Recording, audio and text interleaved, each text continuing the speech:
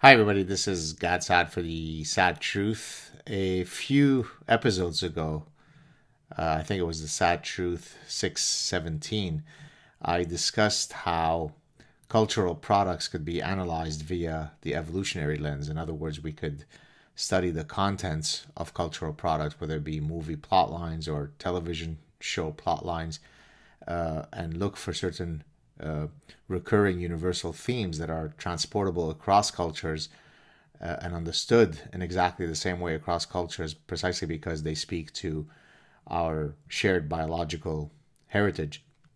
And with that in mind, I thought that I would continue along that theme today and briefly mention a show that I watched yesterday. Some of you might know the show Billions. I think it's in its third season. But in any case, in the new season, I think the second episode was just aired a few days ago, and so I had watched it last night after taping it on Sunday. And what struck me in that episode, for those of you who watched it, but even if you haven't watched it, I think the analysis will be understood by you.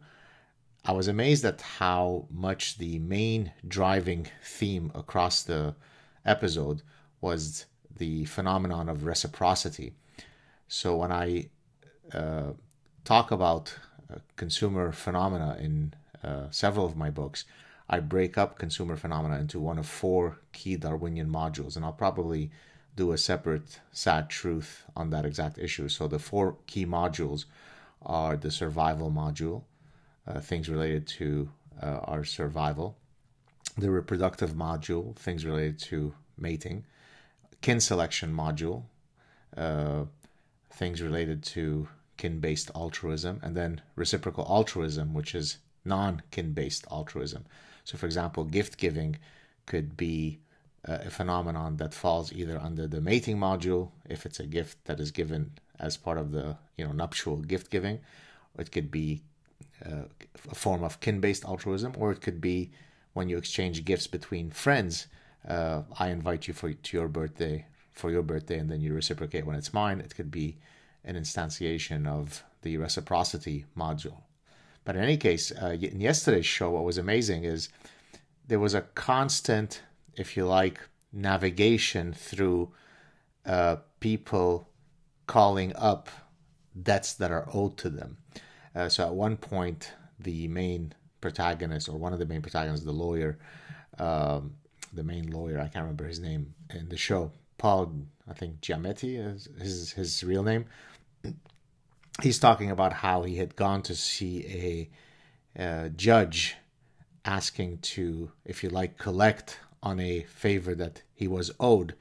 And the judge in question had answered him something to the effect of, you better not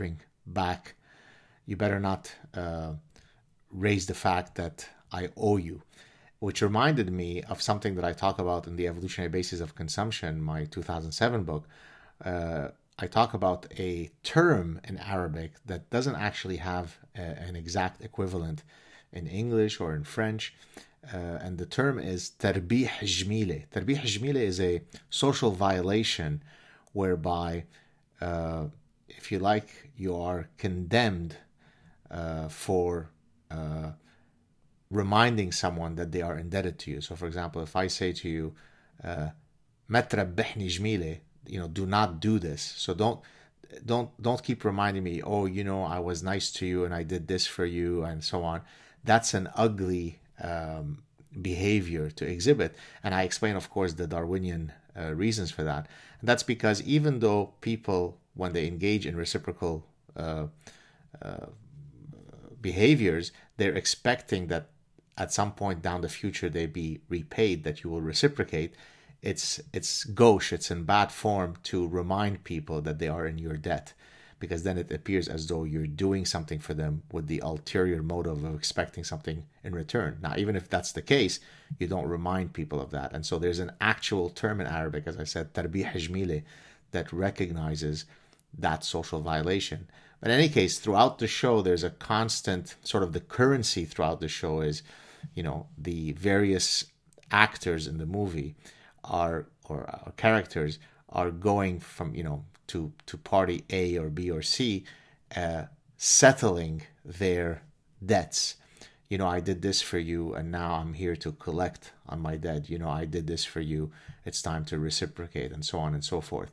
And so I thought that that was really interesting, because that's a way of demonstrating, again, how we might apply an evolutionary lens to understand why it is that we are so captivated by literature or by movies or by television shows. It's precisely because they are a window to our evolved human nature. Hope you're having a good week. I'll talk to you soon. Cheers.